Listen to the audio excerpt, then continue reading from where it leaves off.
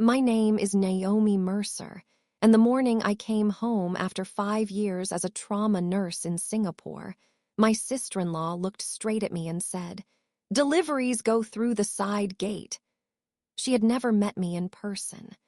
To her, I was just a tired woman in jeans, carrying a backpack and standing on the porch of a house she had decided belonged to her. I almost corrected her.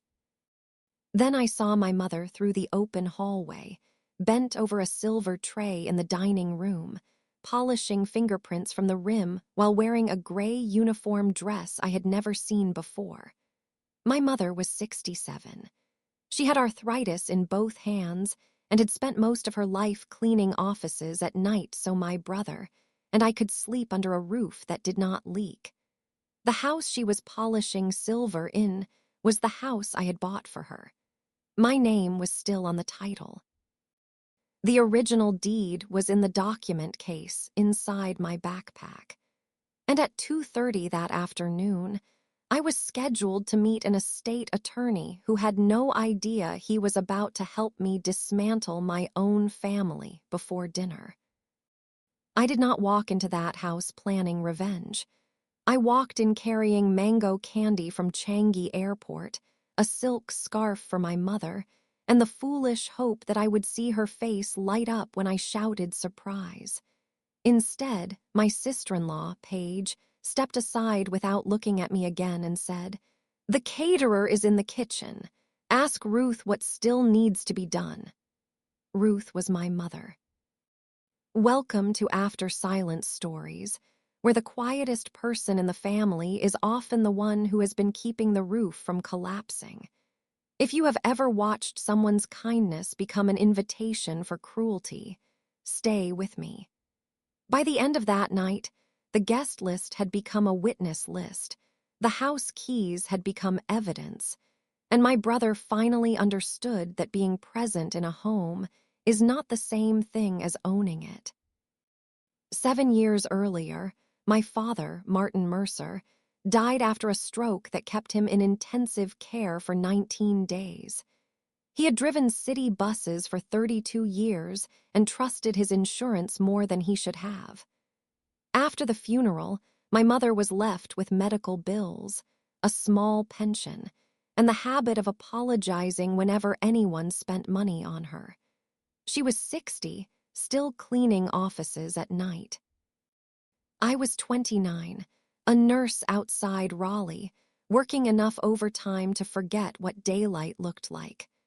My brother Evan was 33, managing a flooring company and building a life that seemed permanent. For almost a year, I tried to outrun the debt with extra shifts. Then a recruiter offered me a trauma nursing contract in Singapore at more than twice my salary, with housing included. Mom folded my clothes in silence before I left and told me not to spend my whole life rescuing hers. I promised 2 years. The debt took 2. Rebuilding her savings took 3 more. Life overseas was fluorescent corridors, missed holidays, and family events watched through a phone. I lost a relationship to distance and learned to celebrate birthdays between alarms. But after the bills were gone, I opened a savings account called Morning Light.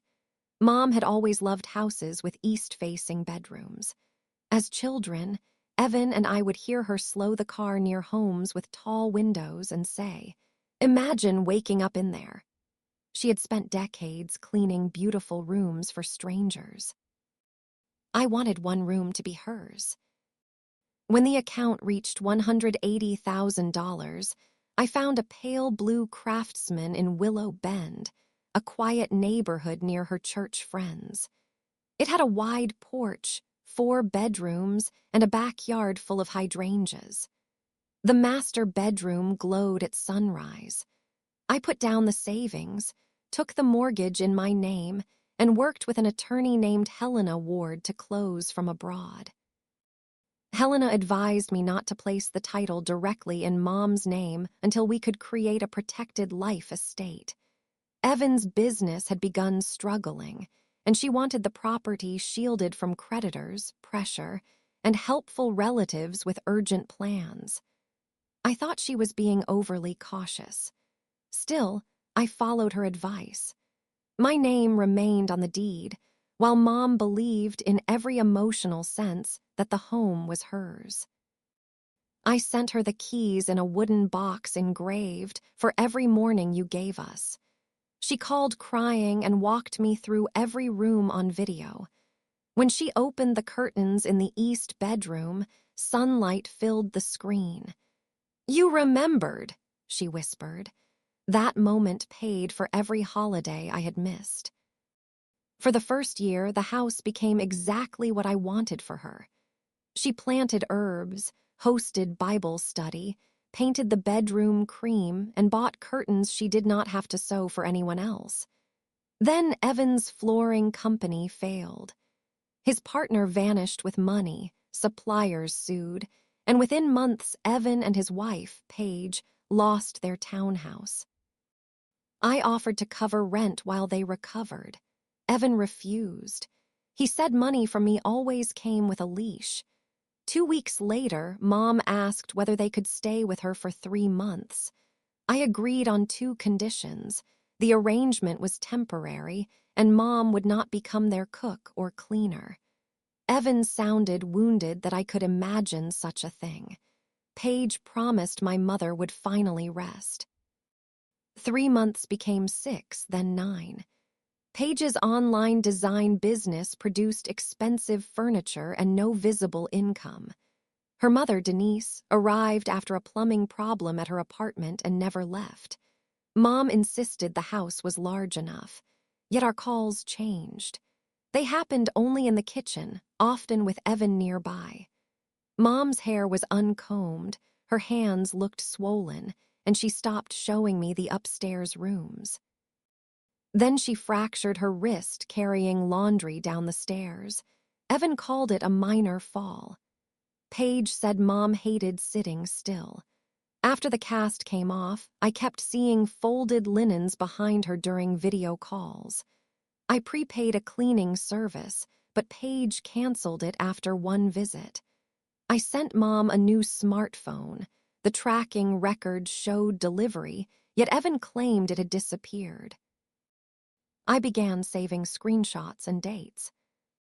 3 weeks before my flight, Mom's oldest friend, Celia, contacted me. She had seen Mom counting coins at a pharmacy while Paige waited in the car. Mom had also missed church repeatedly and seemed frightened when Celia approached her. That night I tried calling. Evan answered Mom's phone and refused to wake her at 4 in the afternoon. I reset the security account attached to the house. The exterior camera had been disabled, but the door log remained. Mom's personal entry code had not been used in 86 days. I requested emergency leave the next morning. No one in North Carolina knew. I emailed Helena and asked whether the old life estate documents still existed. She replied, "Bring your mother to my office as soon as you arrive." My flight landed on a Thursday. I walked the final block to Willow Bend carrying a backpack, airport candy, and a silk scarf for Mom. The hydrangeas were dying. A stone fountain had replaced her herb garden. 3 unfamiliar cars filled the driveway. Gold balloons and white flowers were visible through the front windows. I rang the bell. Paige opened the door in cream trousers and a silk blouse. She had only seen me briefly on video years before. She looked at my wrinkled clothes and backpack and decided what I was. "Deliveries go through the side gate," she said. I told her I was looking for Ruth. "She is setting the dining room. Tell her the napkins need to be redone." Then she walked away to answer her phone. Inside, family photographs had been replaced with pictures of Evan and Paige. My father's clock was missing from the mantel. A sign reading our forever home stood where his portrait used to be. In the dining room, My mother polished silver beneath a chandelier. She wore a gray uniform dress with a white collar and a plastic badge pinned above her heart. Ruth. The polishing cloth fell from her hand when she saw me. Naomi. For one instant, joy changed her whole face. Then she looked toward the hallway and whispered, "You did not tell them you were coming." Them, not Evan and Paige, them. I held her and felt how much weight she had lost. A brace was hidden beneath her sleeve. When I asked about the uniform, she said Paige was hosting a donor dinner for her design business and wanted the evening to feel elegant. My mother was supposed to serve beside a caterer who had not yet arrived. I asked to see her bedroom. She led me to the former office beside the garage. A folding cot sat under shelves of cleaning products. Her clothes hung on a rolling rack. Medication bottles lined the desk. A printed schedule was taped to the wall. Monday laundry, Tuesday bathrooms, Wednesday inventory, Thursday linens, Friday floors. Every task carried Mom's name and a red check mark.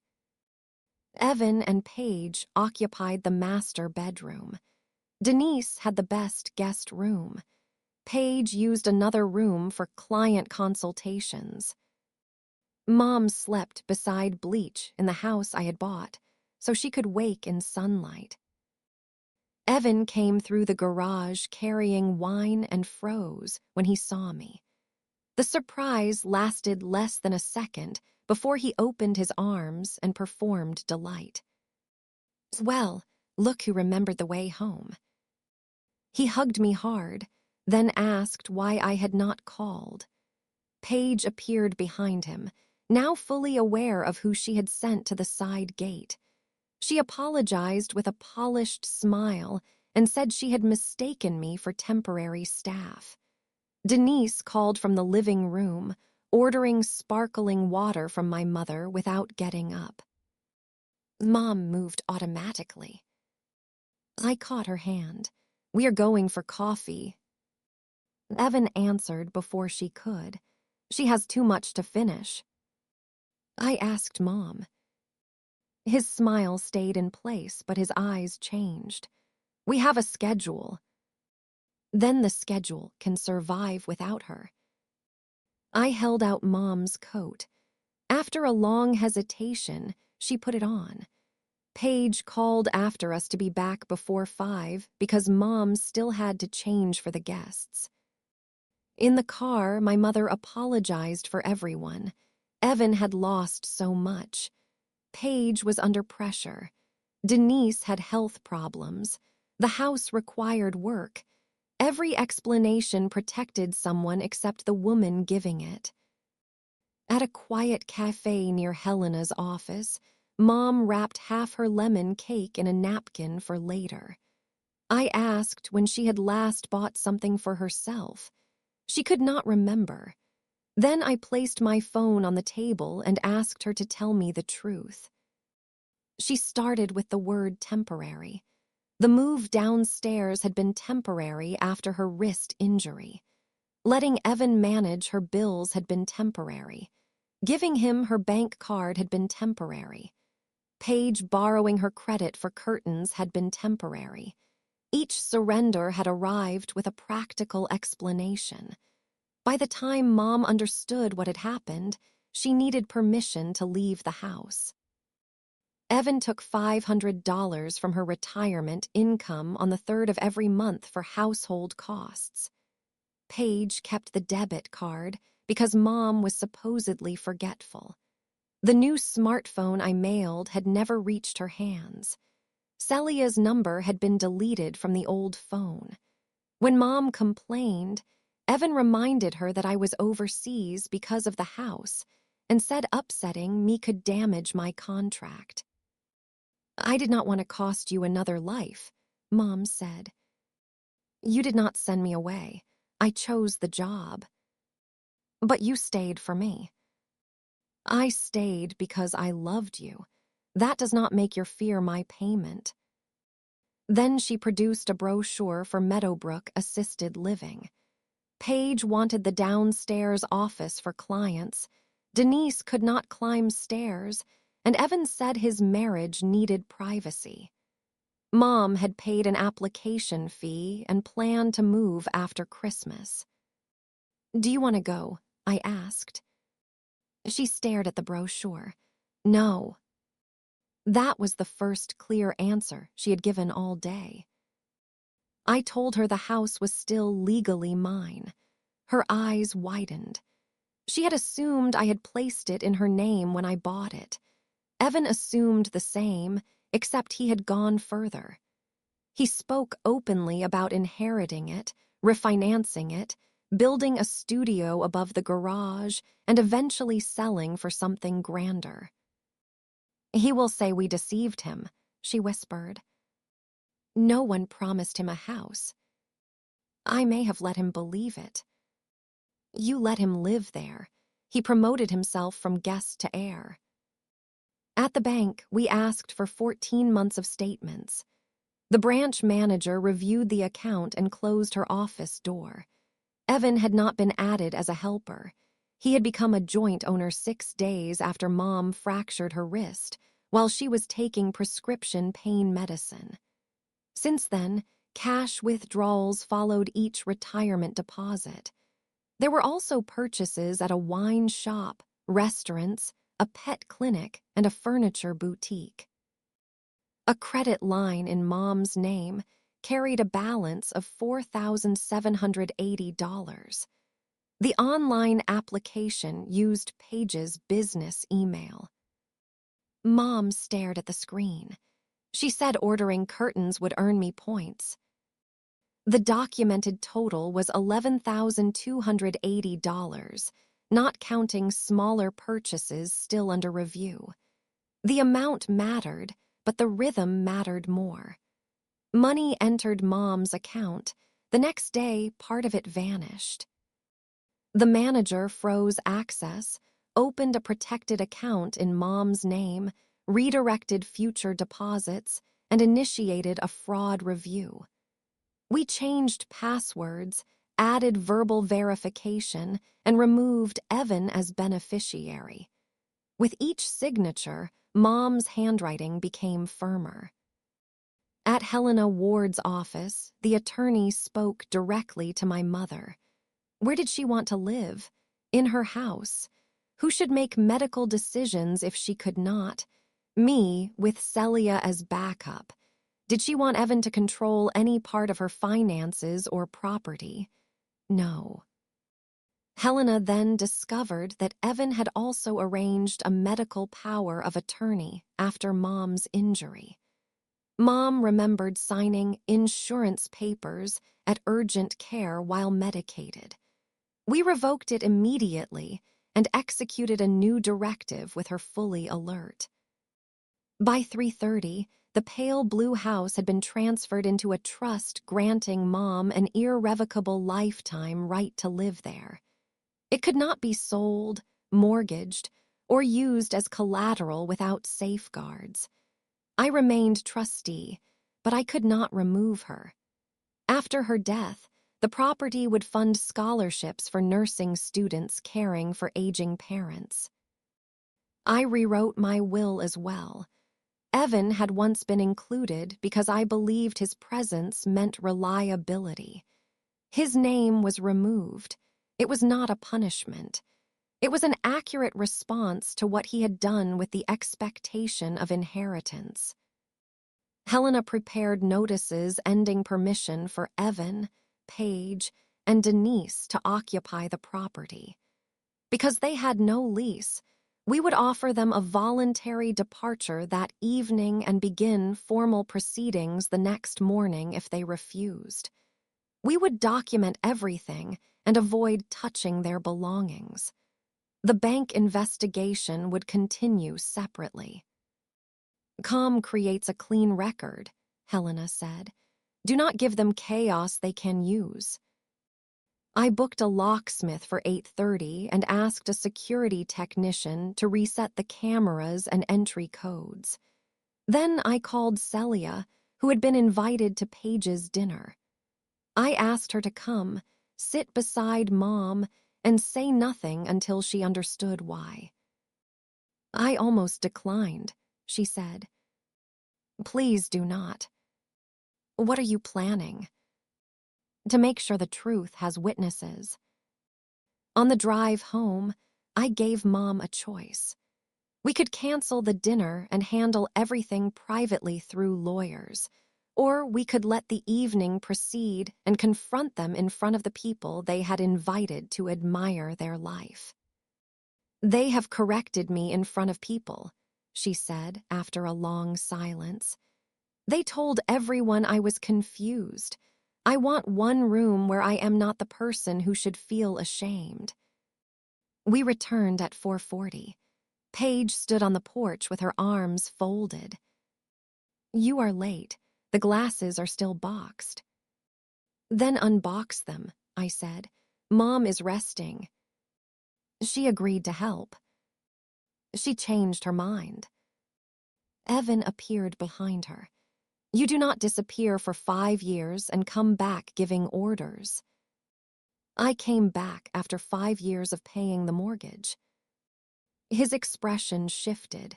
He had not known. I let the sentence hang, then smiled as if it meant nothing. We can discuss it after dinner. In the room beside the garage, I photographed the cot, the schedule, the medication bottles, and the cleaning supplies. Mom changed into a blue dress that hung loosely around her shoulders. I brushed her hair while she sat at the desk. I used to do this for you, she said. You still pull too hard.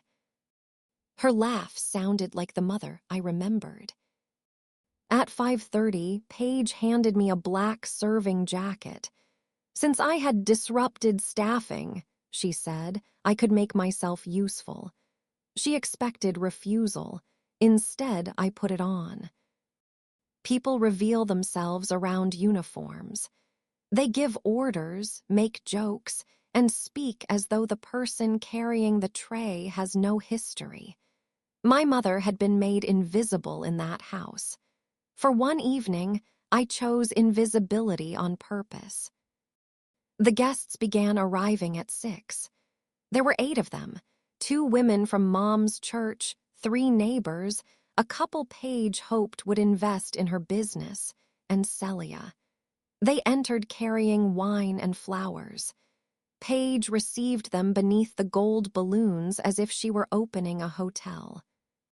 The dinner was supposedly a celebration of her design company's first anniversary. I later learned the company had earned less that year than Mom had been forced to contribute in cash. But the table looked expensive. My mother's wedding china had been placed at every setting. My father's crystal glasses had reappeared from storage. A framed rendering of a future garage studio stood on an easel near the fireplace. Paige gave tour before dinner. We completely transformed the home, she told the investors. It had good bones, but it was very dated. One neighbor asked where Ruth was. She stays with us, Paige said. Evan's mother. She likes to keep busy, so she helps with the household. Denise laughed. We call her our secret weapon. My mother stood 10 feet away, holding a water pitcher. Celia crossed the room, took the pitcher from her hands, and kissed her cheek. Tonight you are sitting with me. Paige intervened quickly. Ruth has her own place in the kitchen. She gets overwhelmed by large groups. I do not, Mom said. It was a small sentence, but every person nearby heard it. Paige smiled as though correcting a child. You were exhausted after Easter brunch. I was exhausted because I cooked Easter brunch. Celia's eyebrows rose.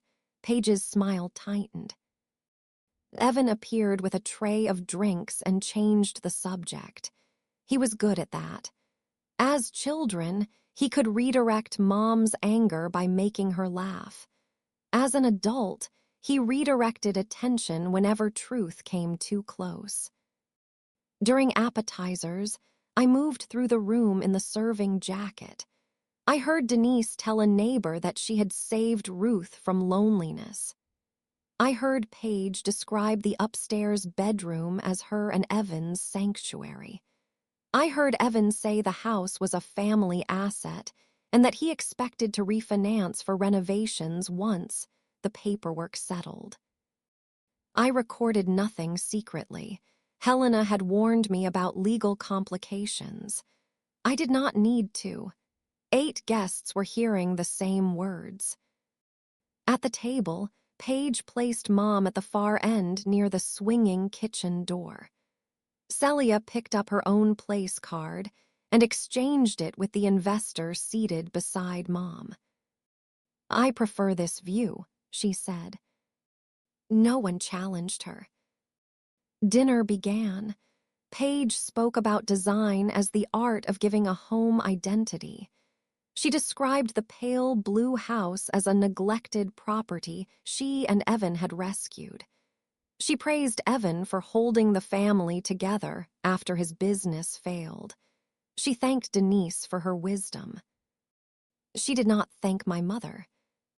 Then one of the church women, Mrs. Alvarez, admired the china. "It was Ruth and Martin's wedding set," Celia said. Paige laughed lightly. "It was in the house when we moved in. I almost donated it because the gold is old-fashioned." My mother touched the rim of her plate. I carried in the main course and felt something inside me become perfectly still. Evan raised his glass before dessert. "To home," he said. "Not the building, the people who stay, the people who show up when life gets difficult." His eyes found me. I knew that speech.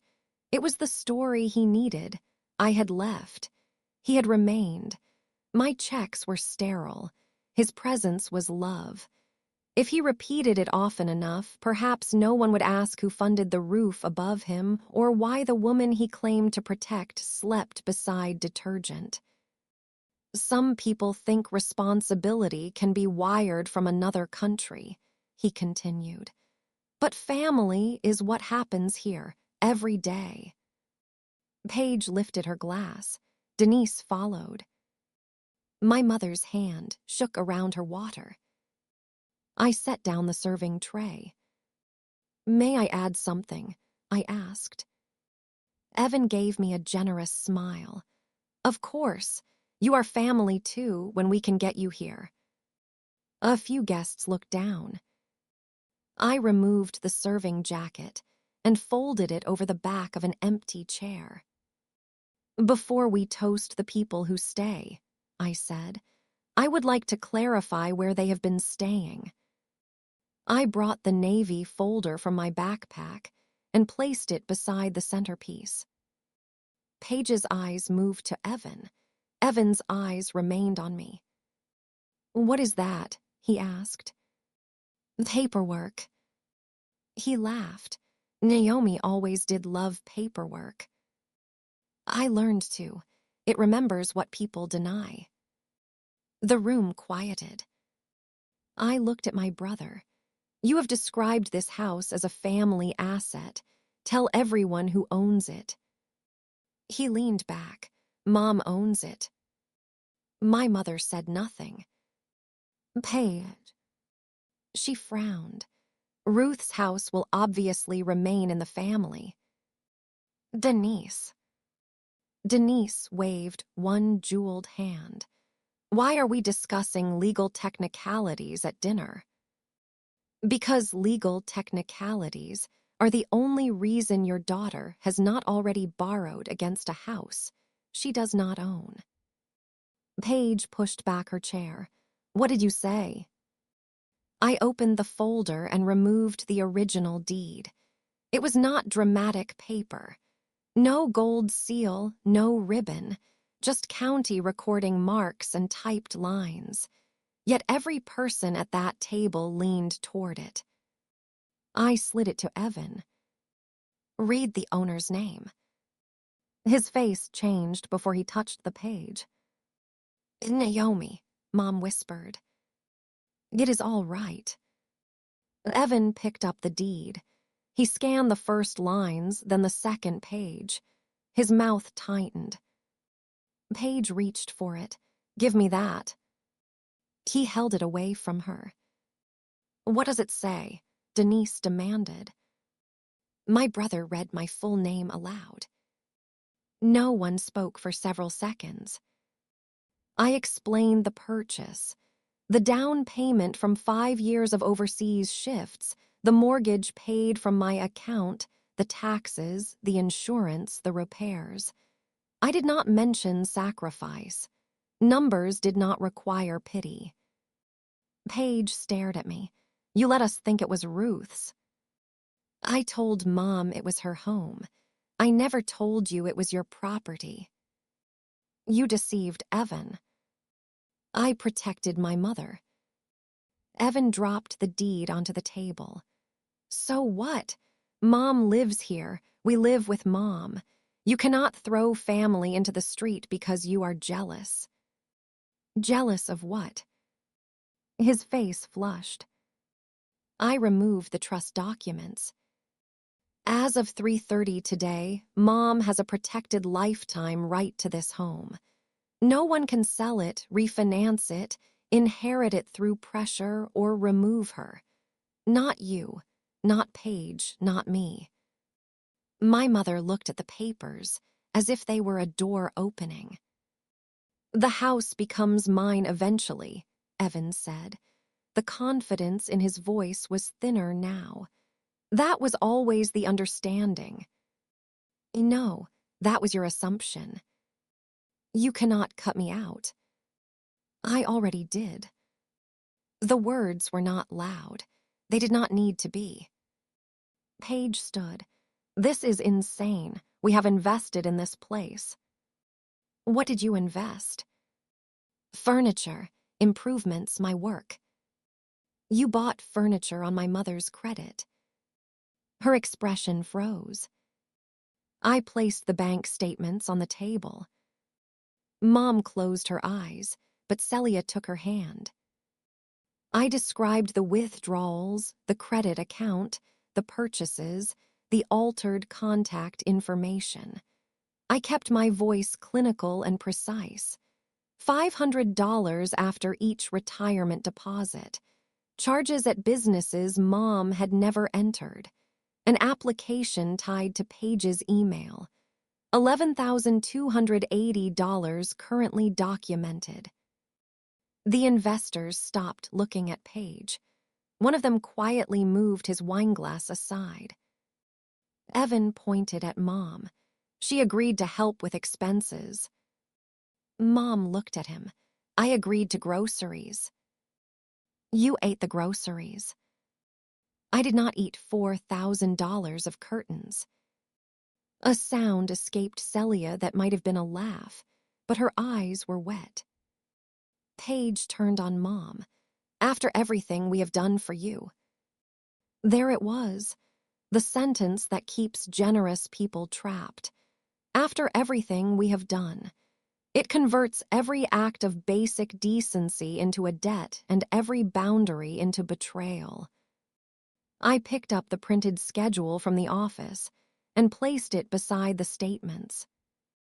Monday laundry, Tuesday bathrooms, Wednesday inventory, Thursday linens, Friday floors, her name on every task. Is this what you did for her? Denise leaned forward. Every adult contributes. Did you?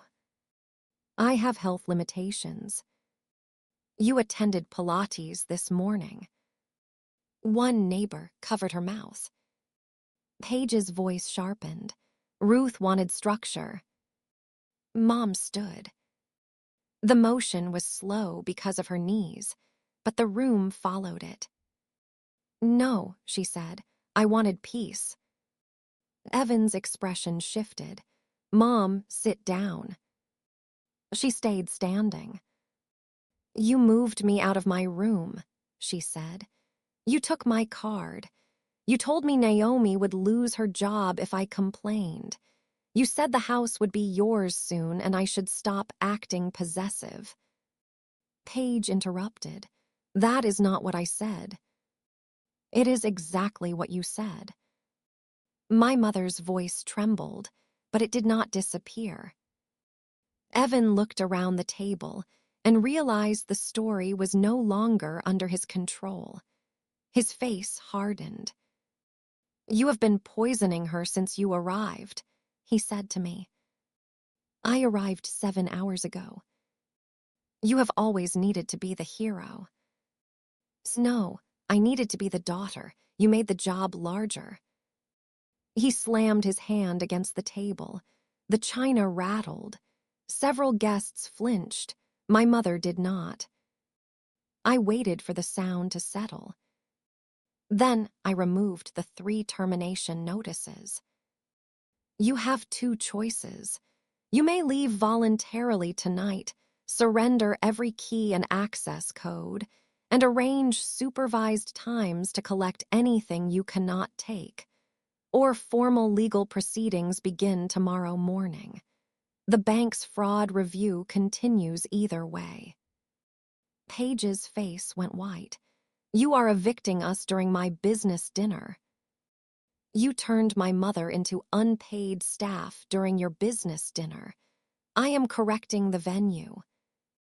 Denise began crying instantly, but without tears. Where am I supposed to go? You have another daughter 20 minutes away. She has children. Then perhaps you can help with their laundry. Celia looked down at her plate, shoulders shaking. Evan stepped toward me. You are not doing this. I did not move. Helena Ward has copies of every document. The security technician is outside. The locksmith arrives at 8:30. If you threaten me or Mom, I call the police now instead of tomorrow. He stopped. For the first time in my life, I saw my brother calculate consequences before pride. The room had become unbearably quiet. The investors excused themselves first. One shook my mother's hand. The neighbors followed, each murmuring something kind. Mrs. Alvarez hugged Mom and said, You are coming to church Sunday. I will pick you up. Celia stayed. When the front door closed behind the last guest, Paige turned on Evan. You told me the house was basically yours. It was supposed to be. You said your sister put it in Ruth's name. I thought she did. You thought. Their marriage began cracking in the same room where they had displayed it. Evan blamed Paige for the schedule. Paige blamed him for the withdrawals. Denise blamed both of them for not planning better. My mother stood beside Celia and listened as the 3 people who had coordinated her captivity rewrote their roles in real time. Then Evan did something that hurt more than the shouting.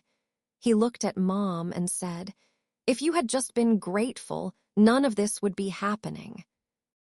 Mom's face emptied. I moved between them. Pack. He went upstairs. For the next 90 minutes, doors opened and slammed. Suitcases rolled.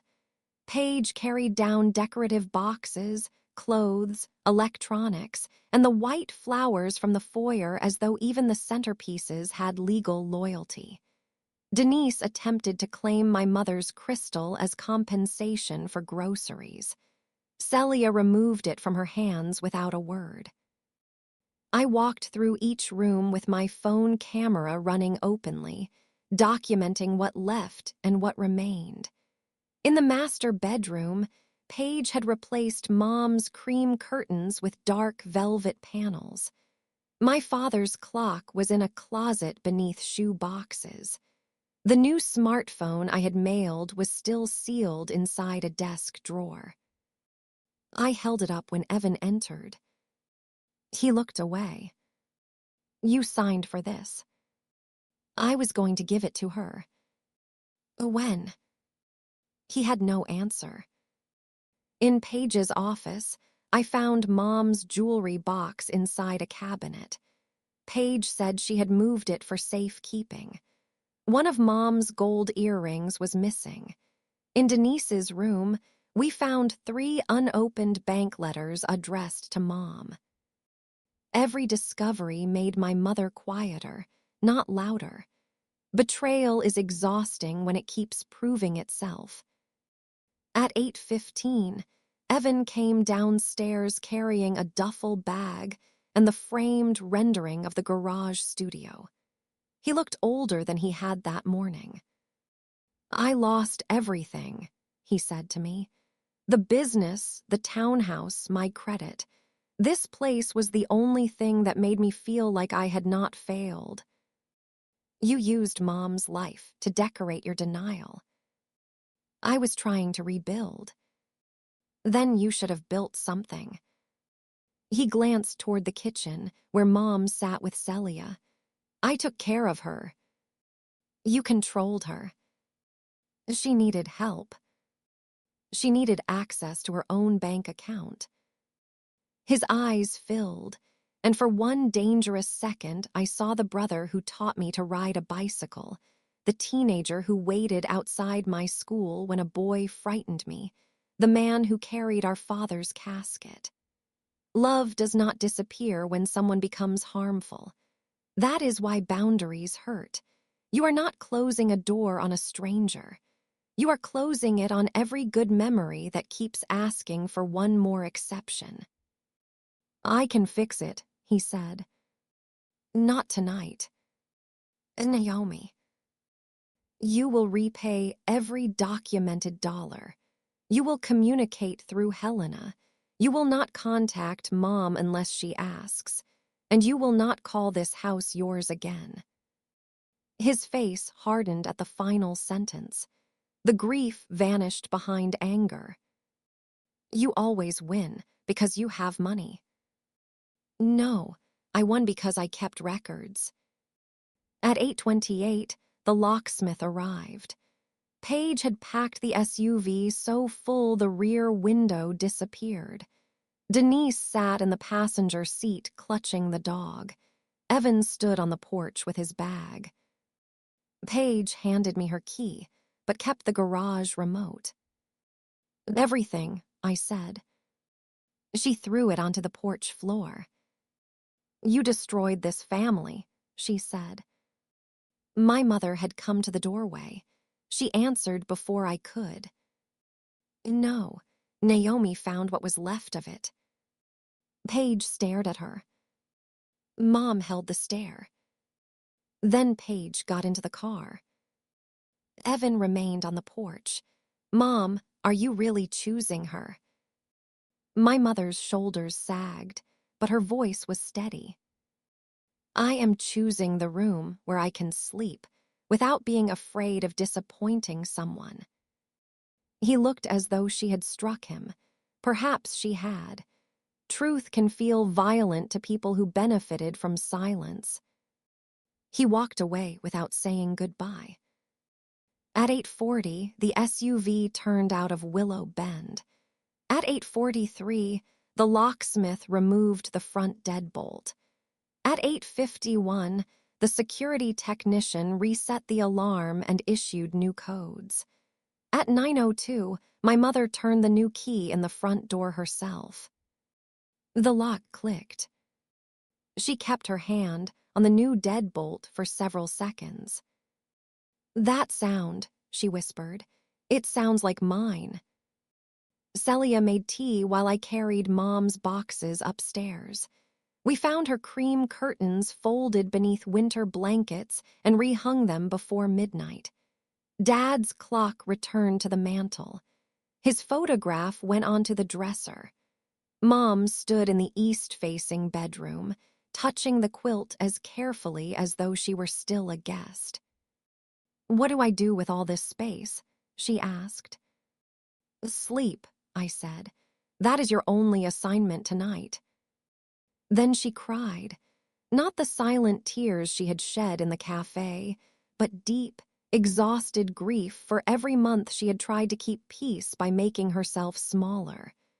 Celia and I sat beside her and let the sound fill the room. No one asked her to lower her voice. The next morning, sunlight covered the bed. Mom woke late and panicked because breakfast had not been prepared. Then she remembered no one downstairs was waiting to judge her. We ate toast under the quilt. When crumbs fell, she deliberately brushed another one onto the blanket and called herself reckless. The weeks after that were less dramatic than the dinner and more important. The bank confirmed that Paige's email had been used to open the credit line. Security footage showed her making several purchases. Evan accepted responsibility for the cash withdrawals and signed a repayment agreement for $300 a month. Mom chose not to pursue criminal charges as long as the payments continued, while preserving her right to act if they stopped. It was her decision, not mine. We updated every medical record, bank contact, password, and emergency form. Mom received a new phone with Celia saved under Call Me First. Helena placed copies of the trust and healthcare directive in a red binder labeled Ruth's Choices. The title made Mom laugh, then cry again. She went back to church the following Sunday. Mrs. Alvarez saved her a seat. The neighbors who had attended Paige's dinner did not demand explanations. They brought hydrangea cuttings and treated her like the woman who lived in the house, not the woman who served in it. Evan moved into a weekly rate motel and found work supervising a warehouse night shift. His first payment arrived 2 days late. The second arrived on time. He sent Mom messages about childhood, Dad, and forgiveness, but none of them mentioned the room beside the garage. Mom did not answer. At first, she asked me whether ignoring him made her cruel. "No," I told her. "Your silence used to protect him. Now it protects you." She began seeing a counselor who specialized in financial abuse within families. Mom resisted the phrase because abuse sounded too serious. The counselor asked whether she had changed her behavior because she feared Evan's anger. Mom looked down. "Then it is serious enough to heal," the counselor said. The house slowly became hers again. Paige's gold balloons disappeared. The sign reading our forever home went into a box. Mom turned the former design room into a sewing room with a broad table beneath the window. The office beside the garage returned to storage. She carried the printed chore schedule into the backyard and burned it in a metal bowl while I kept the photographs for the legal file. "I do not need the original," she said as the red check marks curled into ash. Before my flight, we stood in the backyard beside new climbing roses. "Do you regret buying this house?" Mom asked. "I regret thinking a house could protect you without anyone watching what happened inside it." She nodded. "I regret helping Evan avoid himself." 3 months later, Evan asked to meet with Mom and her counselor. I joined by video. He arrived without Paige. Their marriage had separated under the weight of blame. He apologized for taking the money, hiding the phone, moving Mom downstairs, and allowing Paige to speak to her like staff. He admitted that presenting the house as his made him feel successful after losing his business. "I was ashamed," he said. Mom answered, "So you gave the shame to me." He cried. It did not erase what happened. Tears are not repayment, and regret is not a key. But it was the first apology he offered without adding the word however. Mom established conditions. No surprise visits, no overnight stays, no financial conversations. Continued counseling and repayment. If he raised his voice, the conversation ended. Evan agreed. He has never received a new house key. A year has passed. Every payment has arrived, though trust returns much more slowly than money. Mom and Evan speak once a week for 15 minutes. Sometimes the conversation goes well. Sometimes she ends it early. She no longer believes motherhood requires unlimited access. Mom tore up the Meadowbrook application and put the pieces in the compost bin. At least it can feed the roses, she said. 6 months after the dinner, she hosted her own gathering. There were no investors, matching uniforms, or gold balloons. She invited church friends and neighbors for soup, cornbread, and too much pie. The wedding china remained in the cabinet because, as Mom said, beautiful things did not need to perform every time company arrived.